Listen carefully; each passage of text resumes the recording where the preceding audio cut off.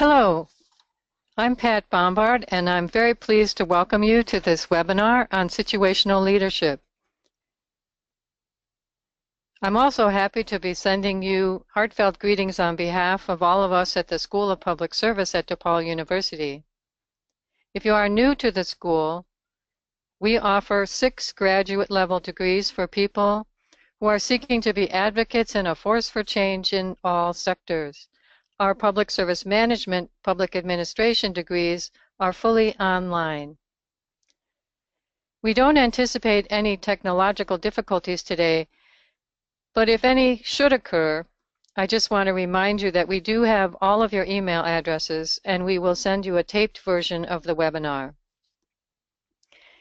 Today, it is my special pleasure to introduce to you Mary McGinnis, our presenter for today. Mary and I first met 9 years ago and were colleagues here at DePaul in this work of leadership development. Mary now has her own consulting business and is certified by the International Coach Federation as an executive coach. In addition to DePaul, her clients include ComEd, Constellation Energy, Exelon, Golub Capital, Iowa State University, and Northwestern University. Again, it is my pleasure to welcome you along with Mary McGinnis today. So let's begin. First, sorry, pardon me, Pat. No, go ahead. First, Mary, I was just going to say if you could share the slide about how to get the most out of this webinar. There are several ways that you can participate and be active during Mary's presentation. We will be checking in with you through the use of polls, and you respond to these polls by clicking your choice with your mouse on your screen. You can also use the question window in the panel at the right to offer a comment or question. We have one handout available, which should be showing up in your handout. It's also on that panel, and it's you just have to click there. It's actually the slides from this presentation. We are also recording the presentation, which will come to you in an email from GoToWebinar one day following today. And just to note that all attendees' mics are muted, so that if you do want to ask a question or share a comment, you have to do that through the question panel. And if you aren't seeing the question panel, you should be seeing a small orange arrow up at the top right of your screen, and you need to click that arrow to move the panel out. That panel can move back and forth, disappear and reappear by the use of that small orange arrow. So if you see that, be careful not to click on the icons that would reduce your browser screen, because then you'll lose sight of the slides. So I think with that little bit of logistics and housekeeping, I'll turn it over to you, Mary. Thanks, Pat. Well, it's hard to believe it's been 9 years, really.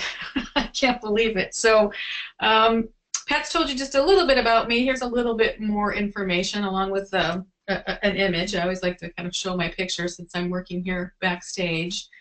As Pat said, I left DePaul University in 2014 to go out and do some work in nonprofits, in higher education, in public service, healthcare, in the field of organization development, leadership development, and coaching.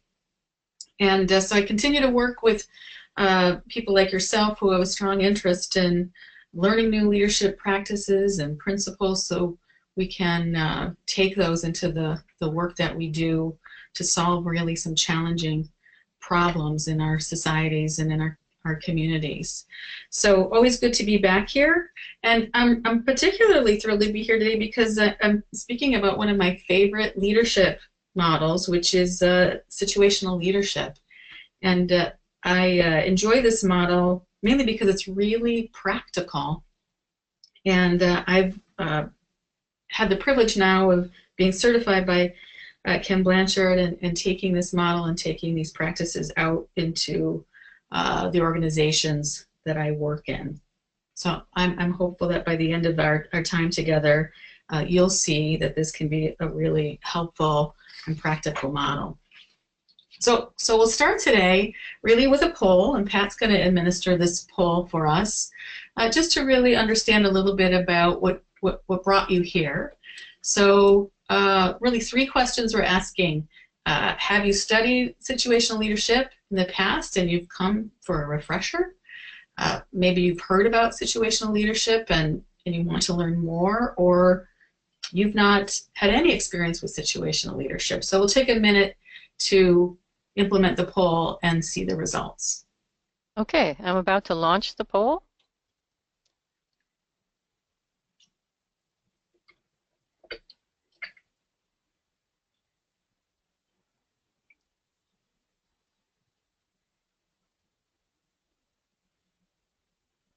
Okay, 100% of the people who are able to have voted, so I'm going to close the poll and share the results. Oh, great. So Great. we have, Go ahead, Pat. I was just going to say, what GoToWebinar is showing is that 50% of the people present say this is all new for me, 30% want a refresher, and 20% it piques their interest. Super. All right, let me see if I can get back to my screen and make sure everybody's seeing that. Well, those results are great, and what I appreciate about those results are those folks who have come back for a refresher. As I said, I'm taking this situational leadership practices and principles out into my work, and oftentimes I have people who come back for this refresher and they say, I've learned about this model 25 years ago and it stuck with me. And they have found it really valuable. So I hope you have that experience and are motivated to learn more and apply, particularly for those of you who haven't had an exposure to this. So let's just get started. So our agenda today, in this short hour that we have, is to understand the situational leadership model, and then with that understanding, identify the 3 skills of a situational leader.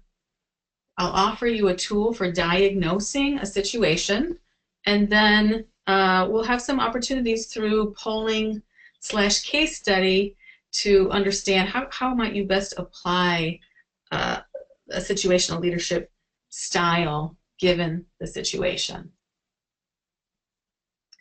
So situational leadership was developed long ago in the 1960s by Ken Blanchard and Paul Hersey, and it has stuck around because it's very useful and very practical.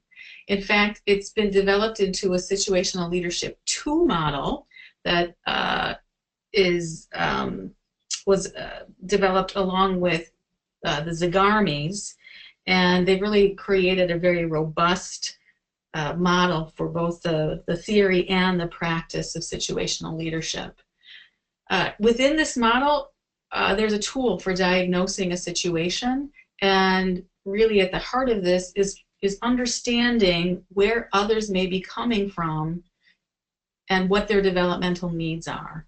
And so those others might be your followers, they might be your employees, they might be community members, they could be your boss, they could even be your teenage kid at home.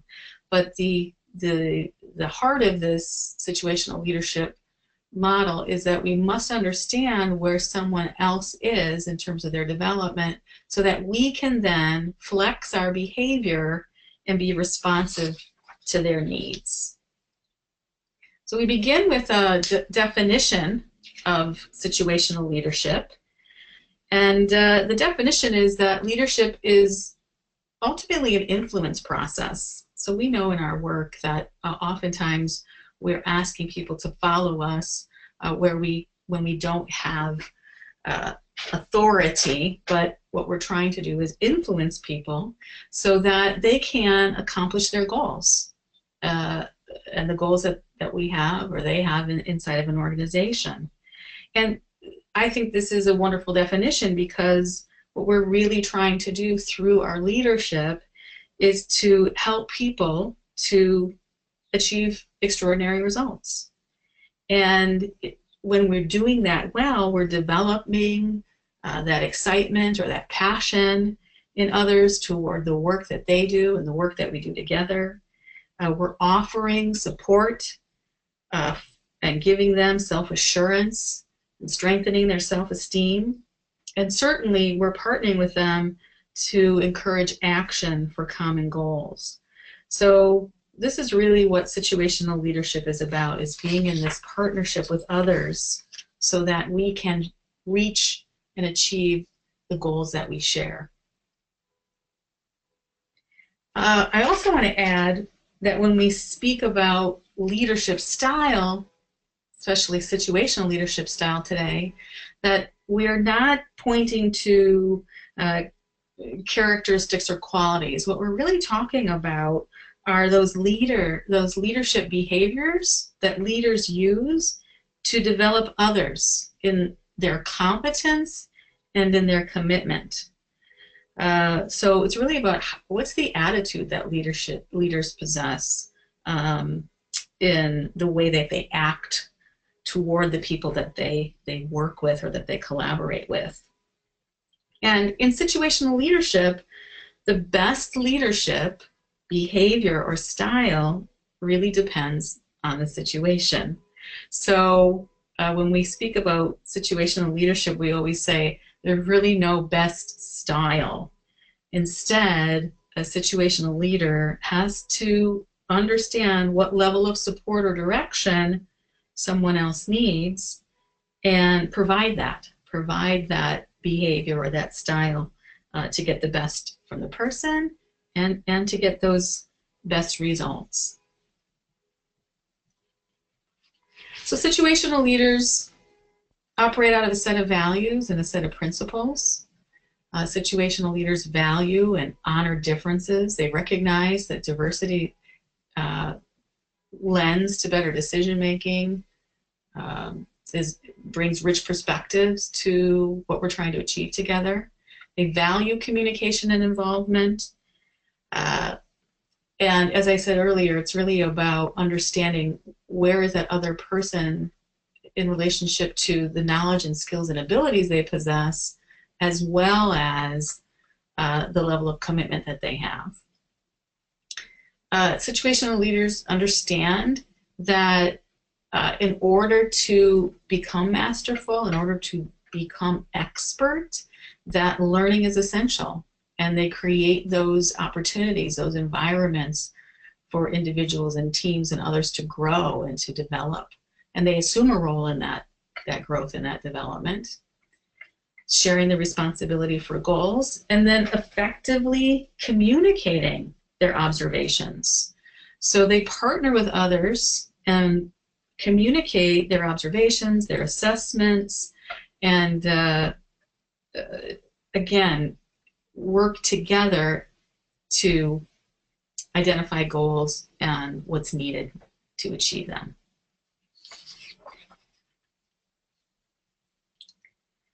So practically speaking, there's 3 skills of a situational leader. And situational leaders are able to assess a situation, of course. And so they do that through diagnosis. So that's really the first skill. And the guiding question there for leadership is, what do others need? Do they need direction or do they need support? The second skill of a situational leader is this ability to flex a leadership behavior or style to meet the needs that have been diagnosed. And the guiding question there for leaders is, am I comfortable using a variety of different leadership styles? So we'll talk about that momentarily around how we have habits or comfort in using maybe 1 or 2 styles, yet people have a variety of needs, so we want to be able to flex to meet their needs, and often that requires us to step a little bit out of our comfort zones to do that. And finally, situational leaders are partners.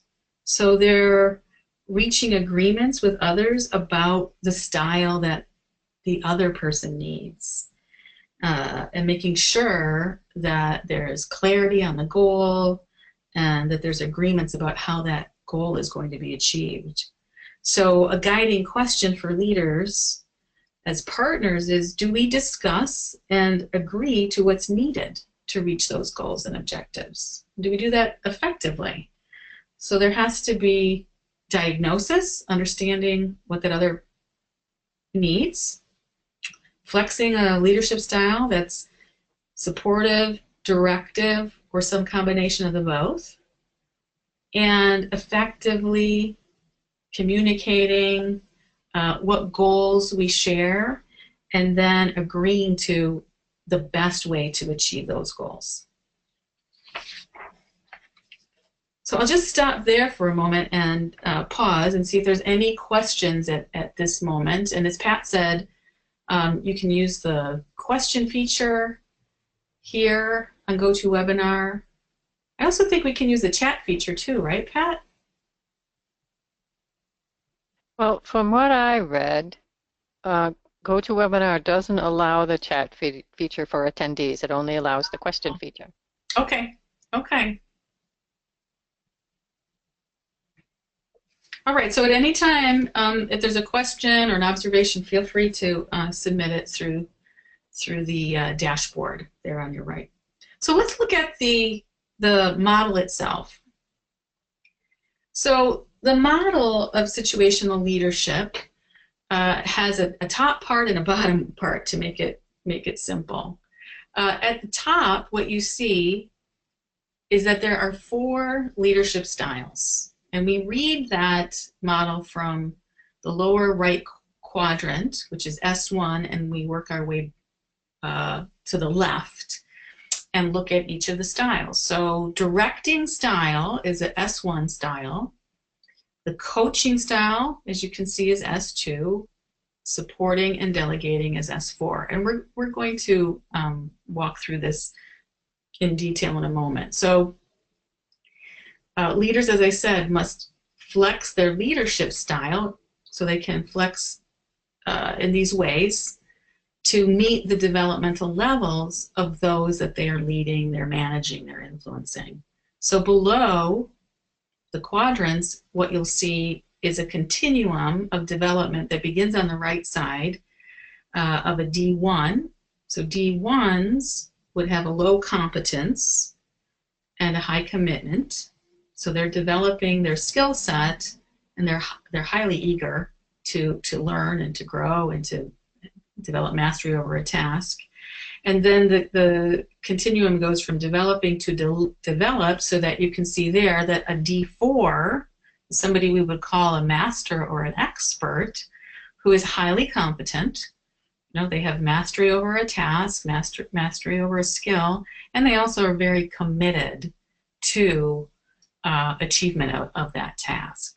So the goal of situational leadership is to match a leadership style to a developmental need.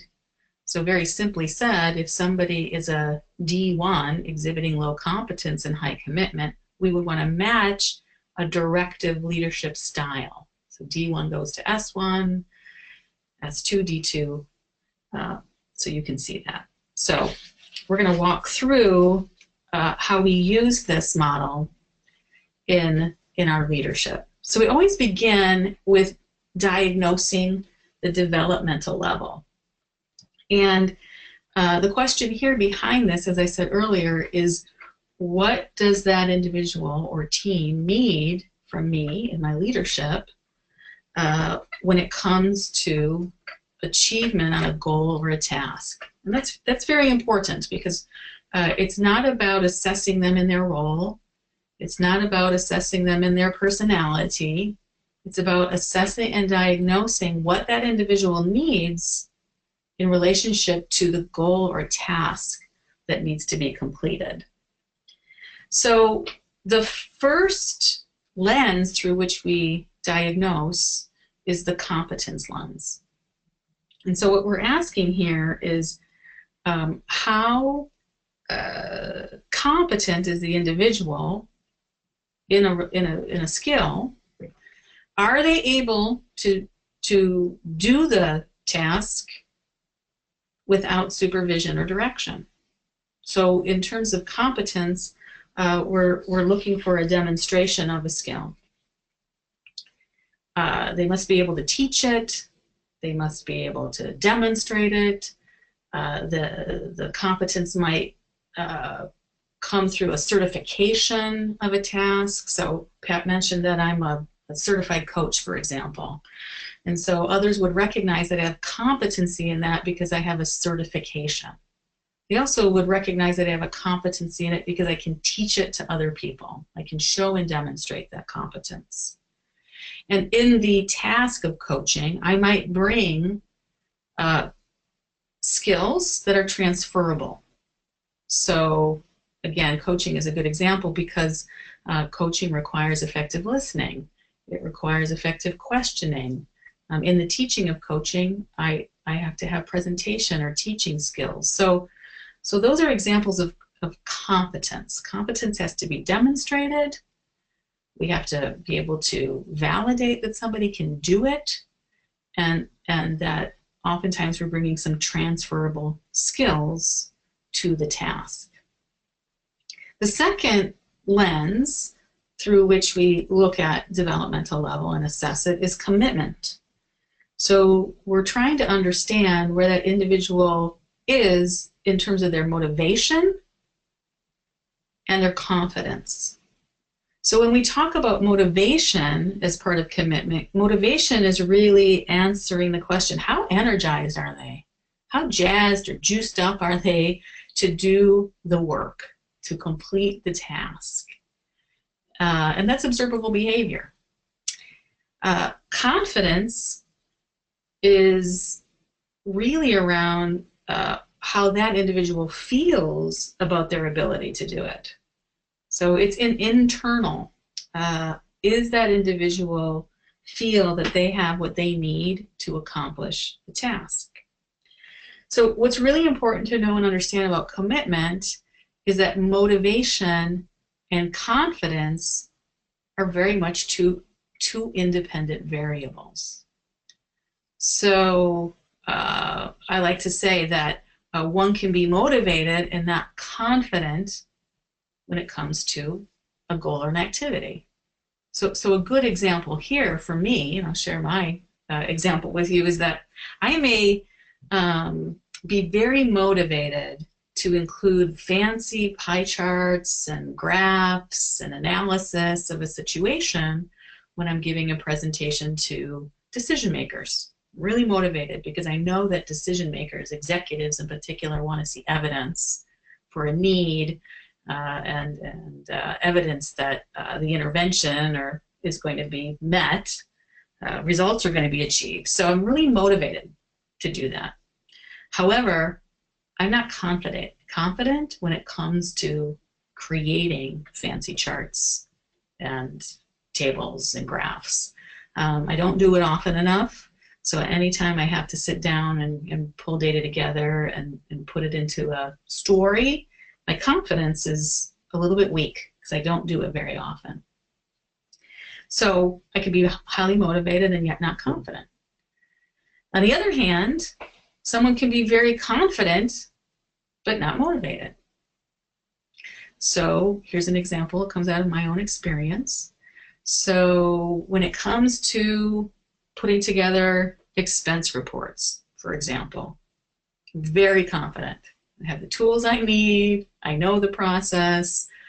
I can pull all my receipts together and put an expense report together. Am I motivated to do that? Absolutely not. It's something that bores me. It drains me. It's not something that I really enjoy. So not motivated at all. So it's really important to know and understand that when we're assessing or diagnosing somebody's commitment, that there's these two independent variables that we want to look at.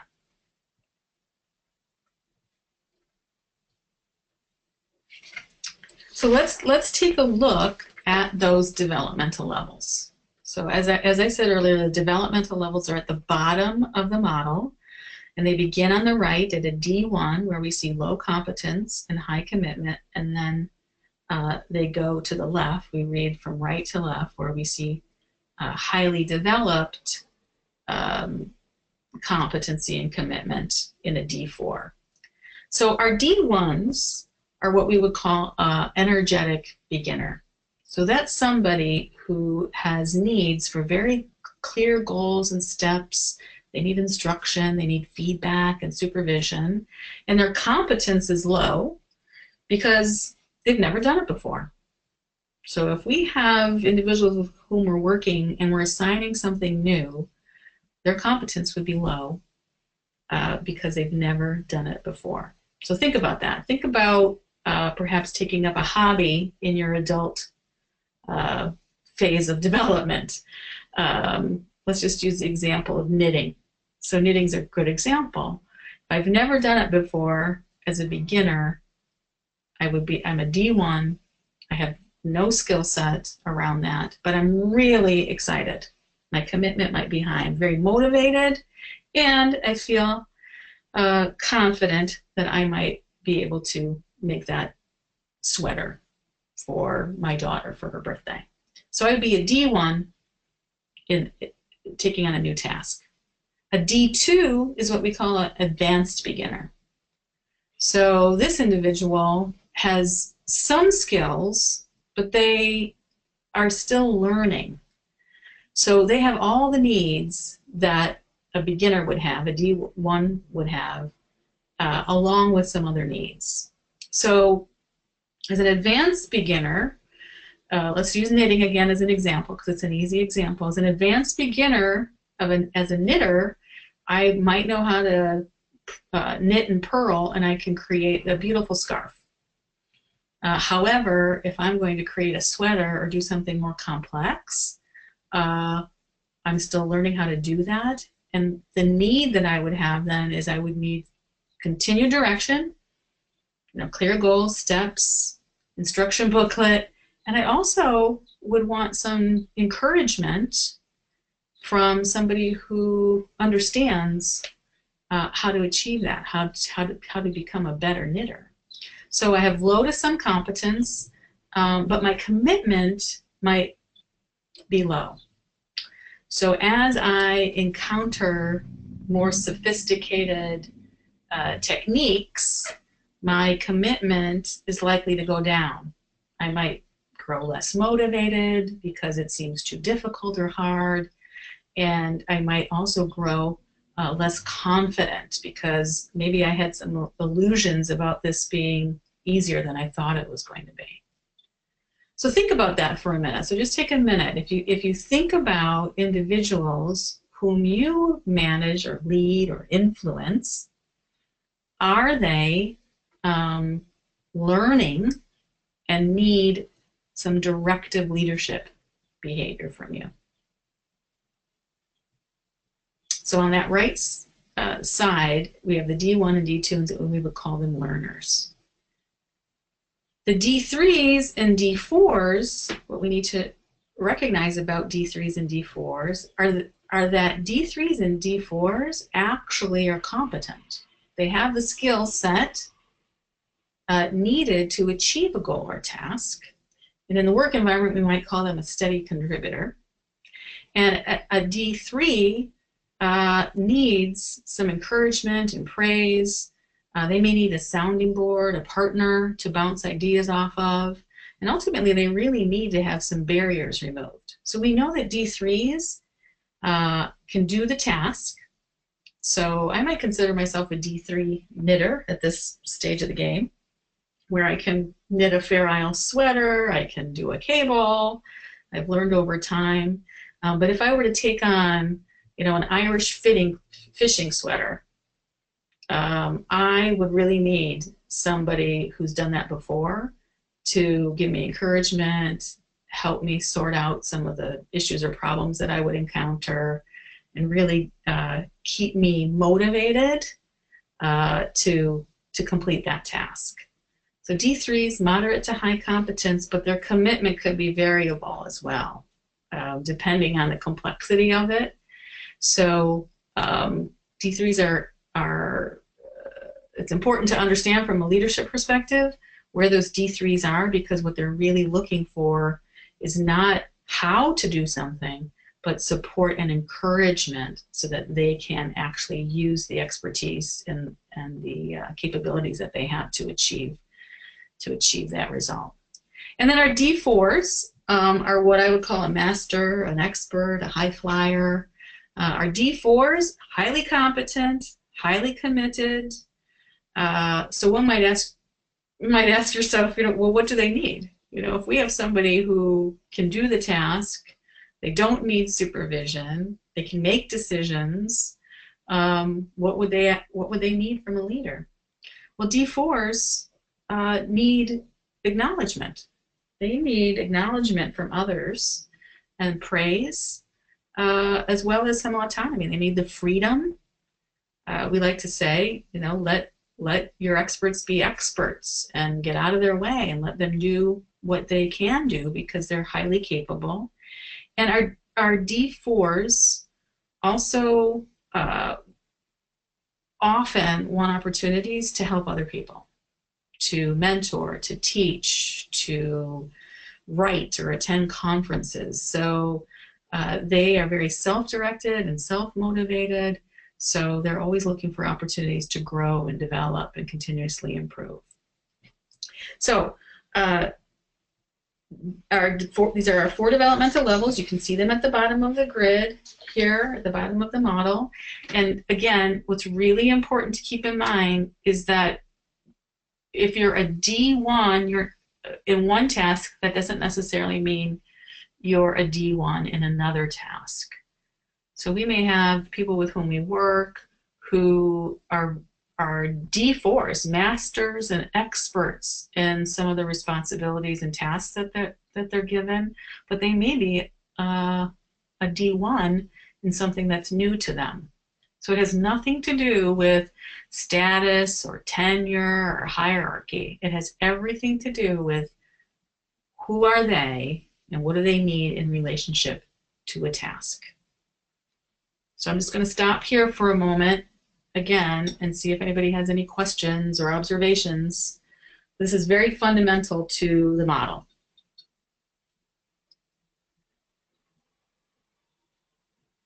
Mary, actually, I have a question. I'm wondering, as I was looking at the chart where it was talking about this as choosing a various leadership style, that Yes. people use that word leadership style Mm-hmm. usually to refer to many different styles, like servant leadership or transformational leadership, or so it seemed to me that this is probably getting to a very micro level, but it seemed to me that what we're talking about in this leadership model is really behaviors.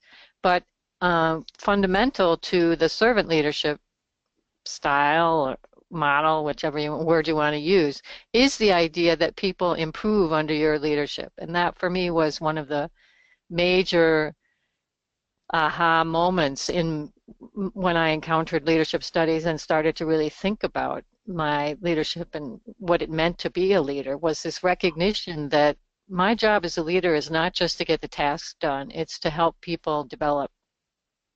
Yes, yes. And so I stress the importance of the task because oftentimes we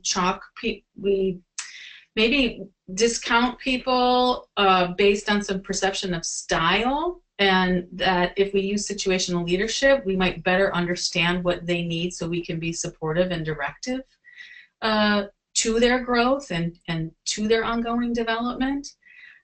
What I do like and appreciate about this model is that if we were to embrace it and to use it as a way of informing our behavior, and we're going to get there in a moment, Pat, is that yes, absolutely, what we want to do in that partnership with others is to move people across that continuum, right? To help them grow and develop as individuals, as in those what we're trying to achieve together. And so oftentimes, a perfect example of this is that, somebody might say, this project team's not getting the work done. We need to hit our targets by X, Y, and Z date. And then upon further conversation, it may be that it's really not about, we're not going to lead to get the work. We're not going to lead to we certainly want to get the project done, but there may be something else going on there. Maybe it's around communication. Maybe it's around scheduling. Who knows? So as a leader, a situational leader, we want to find out what's going on here so we can give people the opportunity to express what's happening and then lead them in this behavioral style to um, to this, what we're trying to achieve together. So I think this will become a little more clear as we keep moving on. Thanks for that. So I'm just going to introduce this tool. We won't spend a lot of time here because I do want to get to the upper half of this model around leadership style and leadership behavior. But when we're the first skill or step, as I said, of a situational leader is to diagnose that developmental level. And so the way that we can do that is really ask a set of questions around the situation. We first want to assess their competency. Are they doing or are they learning? So as I said, learners are D1s and D2s, and our doers are the D3s and D4s. Then we want to assess commitment or attitude, right? Are they motivated? Are they confident? And where are they in relationship to what we're trying to achieve? So you ask those questions, assess the competency, assess the commitment and attitude, and then follow the column and you arrive at a D level. So oftentimes, I think this is very helpful because there may be times when we assume that somebody maybe had more skills than he or she had, and we do that often because we haven't really drilled down into asking what are we trying to do here. So let's go to the next poll. So the next poll is really an opportunity to use this. So I've just written a brief little case study here, and you can see it on the screen, so I won't read it out loud. But essentially, I've given you a thumbnail of an individual named Charlie, and you can see here that he is very effective in some of the work that he does on the job. And his boss, the CFO, is asking him to do a different type of task. So based on what we know about developmental level, Pat will open up the poll and you'll be able to respond. What level is Charlie at? So take a minute to read it, and then Pat, in about 30 seconds, we can open the poll.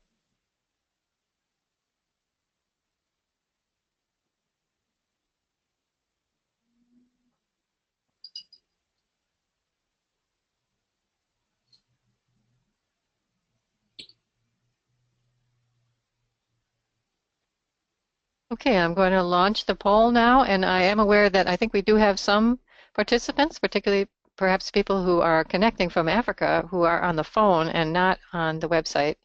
So they may not all be able to see it. So once the poll is shared, I will read the percentages just so that they get a sense of what we're talking about here. Oh, good. Thank you.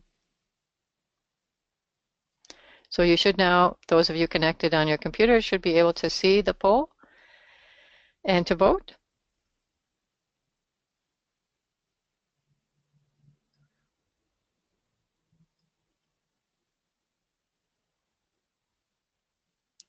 Okay, and I know that not everyone is going to be able to do this, so I think we've left enough time where like 73% of the people have voted, so let's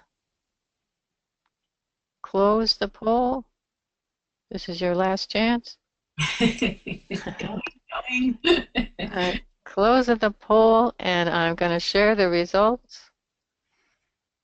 Oh, okay, so We have a winner. we have a winner, D2, D3, D4. Well, okay, so let me share with you where I arrived in the diagnosis. So let me go. Let me just share the results, Mary. 75% chose D3, 13% chose D2, and 13% chose D4 for Charlie. Okay. So absolutely accurate in that he's not a D1. So let me get back to mine. Well, in this scenario, I would say that we would have diagnosed him as a D2. And the reason why we would have diagnosed him as a D2 is because he has some knowledge and ability around the content, right? He's been developing written reports. He's thorough, he's on time, so he's doing really well in terms of that particular goal. But then his CFO says, Charlie, why don't you take that and deliver it to the board of directors next week in a presentation? And Charlie's never given a verbal presentation before. So he's clear on content, so he knows some things. He's not a learner around the content, but he's absolutely a learner when it comes to presentation skills. So we would assess him as a D2. And when we look at the leadership that's needed, as you'll see in a moment, what he's going to need is some direction and support. So this is just a perfect example of where somebody's got some capabilities, but not all of it. They don't have everything they need to reach that goal. So as I said earlier, effective leaders are able to use a range of behaviors that are directive and supportive leadership. So that's the behavioral piece that Pat was pointing us to, is that we should get used to exercising different kinds of styles that look like that are directive and supportive. And what we know from the research is that 54% of leaders can use one style comfortably, 34% can use two styles, but the more range that you develop in your style, the less comfortable it becomes. So oftentimes what we see is that through assessment is that leaders are very, very comfortable with maybe a directive style, and they're using a directive style when somebody needs a supportive style, or vice versa. Somebody is very effective and comfortable with very comfortable with supportive leadership style, but they're not effective if that individual needs something that looks like more directive behavior. So it's the goal of a situational leader to diagnose what's needed and then flex and match a style to, in this case, our Charlie. What does Charlie need is the question. So let's talk about those two behaviors, directive behavior. When we think about directive behavior, it really conjures up these 5 words. It's really about structure and organization, teaching, guiding, facilitating, supervising, evaluating. And when somebody needs that direction, it really feels supported. So if they've never done it before, this is what they're looking for. So for example, let's just use my knitting example again. We'll bring that forward. As a new knitter, really need a manual, an instruction book, something very organized and structured that helps me to understand how to do that well. And so when leaders are exercising directive behavior, they're doing these kinds of things, setting goals, clarifying expectations, offering that guidance, telling and showing, and then also giving the feedback that's necessary for growth. So effectively delivering what's going well and what's not going so well, so that person gets what they need so that they can be successful. The second type of leadership behavior is a supportive behavior. So this is behavior that looks like a more two-way kind of communication and providing that support and encouragement. And because we're providing supportive behavior to individuals who have capabilities and are highly competent, then we're allowing them to make decisions. And ultimately, we really want to encourage that self-reliant problem solving, have them come to answers and responses on their own. So have ownership for direction. When we talk about supportive leadership behavior, we use these 5 key words. So we're asking for input rather than telling. We're listening to that other individual, so we're doing very active kinds of listening. We're facilitative, Sounding board comes to mind. We're explaining why and offering that encouragement. So you can see here in these two different styles that perhaps a task might be the same task, but given the individual and where they are in their competency and in their commitment, they may require something different from us. So in these styles, these leadership styles, we're doing these kinds of things. So in a directive style, where we're meeting the needs of our D1, it really is about providing a structure and a control and really helping that person get what they need in terms of a goal accomplishment. A coaching style or an S2 style is meeting somebody like our Charlie. So Charlie needs direction. He needs perhaps some help with putting together a PowerPoint presentation, or he needs some coaching and feedback for the presentation that he develops because he's never done it before. And so he needs that kind of attention so that he can be successful and bring together what he has done and what he needs to do in this new moment. S3, that leadership style looks a lot like encouragement and praise and listening, really facilitating a two-way discussion and asking open-ended questions so that individual can decide what path to take. And then finally, delegating is really, again, that affirming and that acknowledgement and autonomy that we give to somebody who's highly competent and highly committed. So what we know about directive leadership behavior is that all of these behaviors are important that you see on the screen.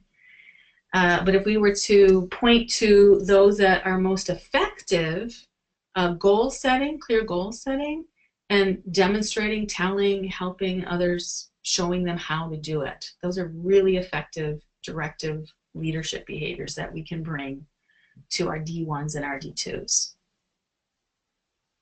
In supportive leadership, these are the kinds of behaviors that we're using. And if we were to choose only two that would help us to be most effective in our leadership, listening is a very important leadership behavior, and facilitating that self-reliant problem solving. So helping that person to become confident in the capabilities that they have. So poll 3. So here's Charlie again, and it's the very same description that you read before. So if we've diagnosed him as a D2, then what leadership behavior does the situation require? So I'll let Pat open the poll and you can get your responses. Okay, I'm going to launch the poll now.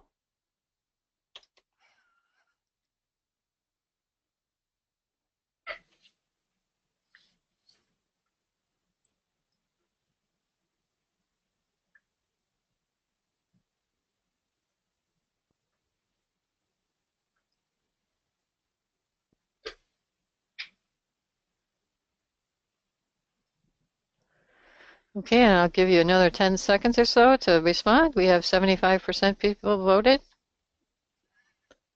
And again, we're looking at whether or not the behaviors are directing, coaching, supporting, or delegating for the benefit of those who are on the phone. I'm going to close the poll and share the results.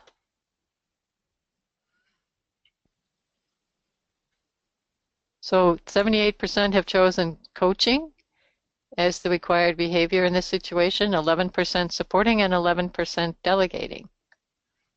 So explain it for us, Mary. I shall. Let me get back here. So in this scenario, because Charlie we diagnosed him as a D2, then he would need an S2 type of leadership, which in the model we can see is a coaching style of leadership where we're providing him some direction for how to to do an effective presentation in this case to this board of trustees, and support.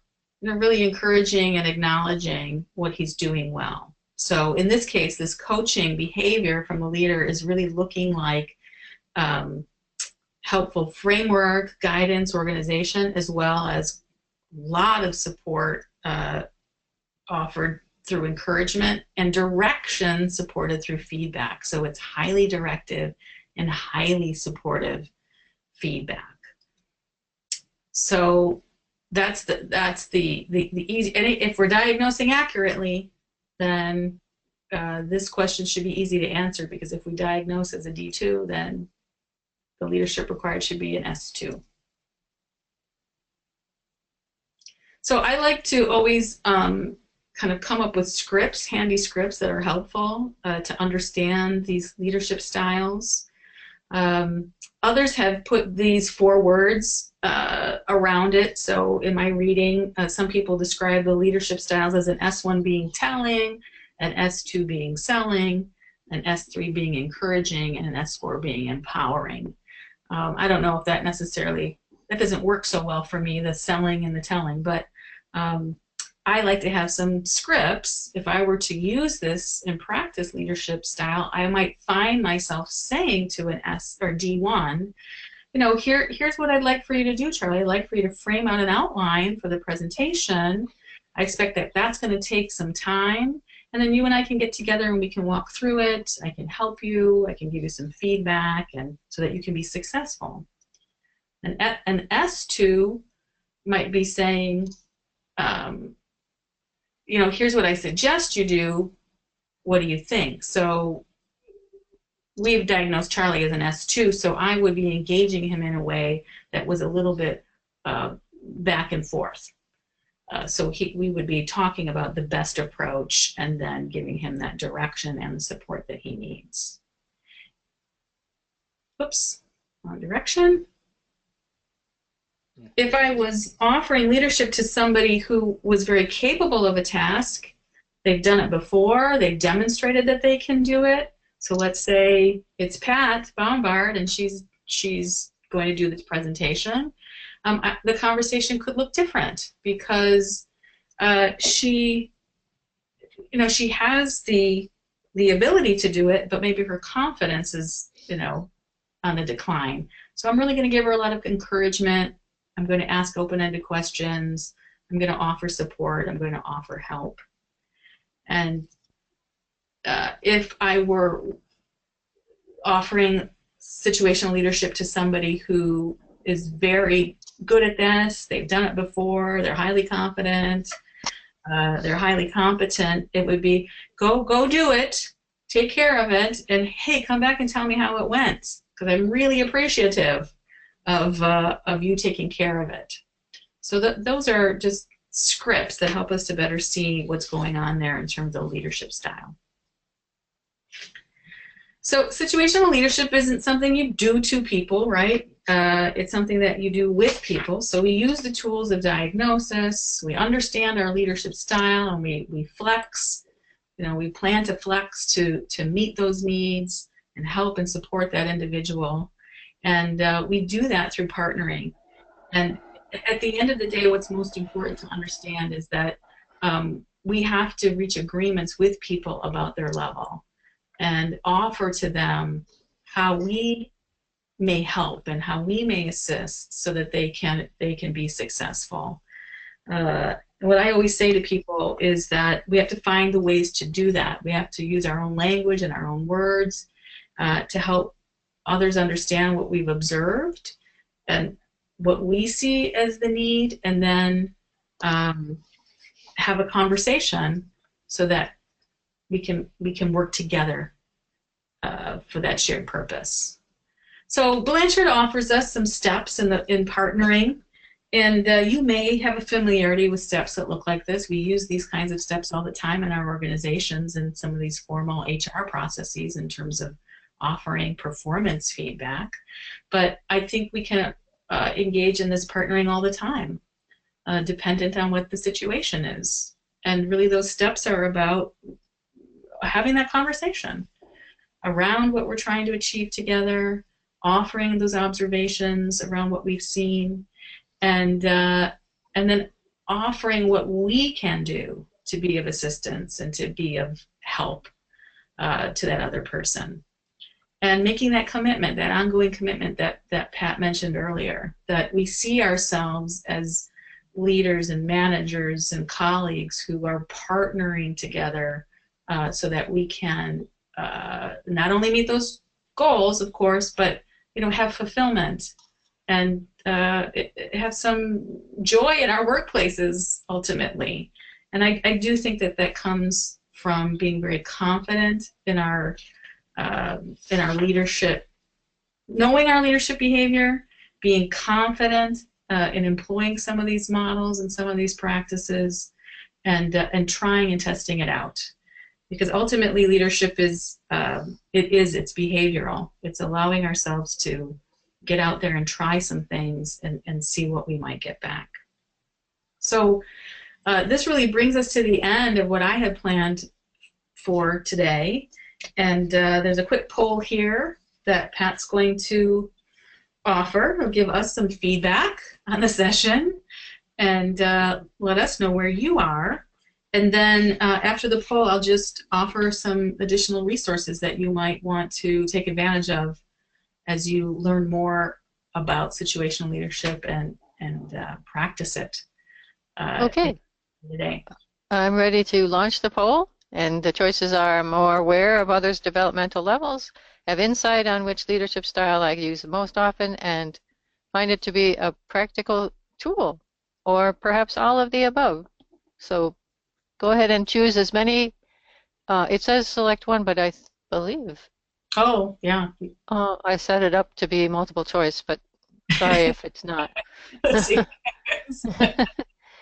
Uh,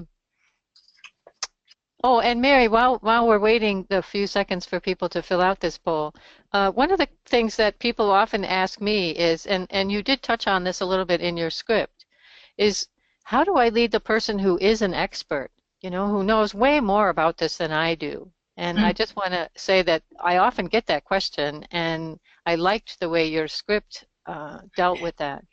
Yeah, I think oftentimes, and again, there's so much more to be said, but oftentimes we don't give those individuals the attention that they need because we do trust them. We trust them. They're competent. They're capable. And so what Ken Blanchard would say is we kind of leave them in a dusty corner. If they need us, we're there when they need us at the beginning when they're learning, but then when they become very expert, we forget about them. So we have to recognize that they are there. We have to help them to be seen. We have to give them that acknowledgement and that appreciation because everybody wants acknowledgement and appreciation, right? We should be doing that all the time, regardless of the developmental level. Yeah, so true. Yeah, but these folks in particular may have been neglected. They may have been neglected. So it's really about recognizing their accomplishment as well as communicating that trust that you have in them. I really appreciate that you're able to take this and move it forward, for example. Using that language, naming and noticing, Pat, that's something we always talk about in leadership, naming and Yes. noticing. Yeah. Thanks, Mary. That's great. Okay, Yeah. I'm gonna close the poll and share the results. So we have 64% saying all of the above. Oh, that's where the multiple choice came in. Got it. Well, I find SL to be a practical tool, 18%, and the other two are tied at 9%. I have yeah, insight, new great. insights, and I'm more aware of people's developmental levels. So Yeah. before you go into sharing the resources, Mary, I just want to be sure and thank you for this presentation today. I know that in my teaching experiences, as I've said, some people often ask, what's the best style to use, and I'm very excited to be reminded of this situational leadership approach, Hmm. especially because, as you have been stressing throughout the whole presentation, that the focus is on developing others. How do we in our leadership role make sure that we are growing the people who are with us on our team? So I just want to express my thanks and let you go back to sharing your final slide with your resources. Yeah, yeah. So, it can feel very tactical and technical, and it is. It is in some ways. So what I'll say is that it's a strategy. It's a model first. It's a strategy. It's a way of thinking, and then it's practices. And so I tend to like this because it gets very practical, and I can use it in my everyday and help other people to see the benefit of it. So as I said earlier, I've been trained by Ken Blanchard. I'm out and about doing this kind of work with teams and organizations. And so if you have an interest, kenblanchard.com has wonderful white papers and information on his site. He also has a blog called the Leadership Chat blog where they're talking about situational leadership and case studies around it. So that might be something to look into. There's two resources here that you see on the screen that are not in your PDF. One is a video on situational leadership and a fitness quiz for leaders. So Pat's going to send those links out to you after the webinar today. And certainly I'm always a resource, so I've put my website out there too. So I'm always grateful to be in this conversation, Pat. So thank you for the invitation, and thanks to all of you who joined us today. I look Yes, I more. concur, Mary. And yeah, we've already gotten some posts in the question box thanking you for a great webinar. So thanks to all of you for joining us, and we hope you have a great rest of the day. Happy weekend. Thank you from Brazil. Thank you. Ah, oh, you're quite welcome from Brazil. Natal. Thank you. Okay.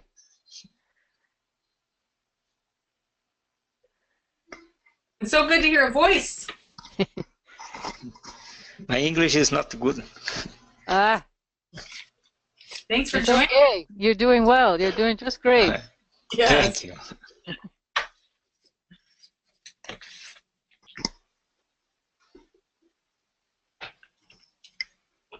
Well, Pat, I don't know what the plans are, but I am happy to stick around if there's questions and answers since people are using their microphones.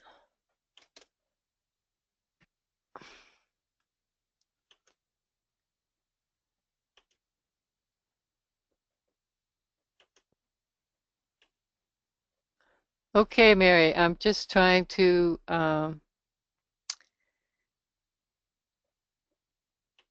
stop the recording here.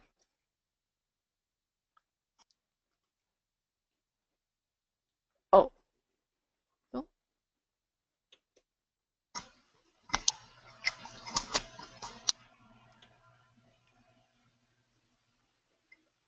I don't know how to help you from my remote location. Is there something up there in your drop down? For me, it's okay. Yeah, okay. Yeah, Okay. do you have any questions or comments you want to make as long as you're still with us on the line? Yes. I enjoy a lot the presentation. I don't not have a question. Okay. Okay, thank you. Thank you. And I think you just can close out your screen and you will be gone. Okay. Thanks, everybody. Thanks for being with us. All right, Pat, I'm signing off. Have a good Okay, weekend. thanks, Mary. Bye-bye. Thanks. Enjoy your weekend.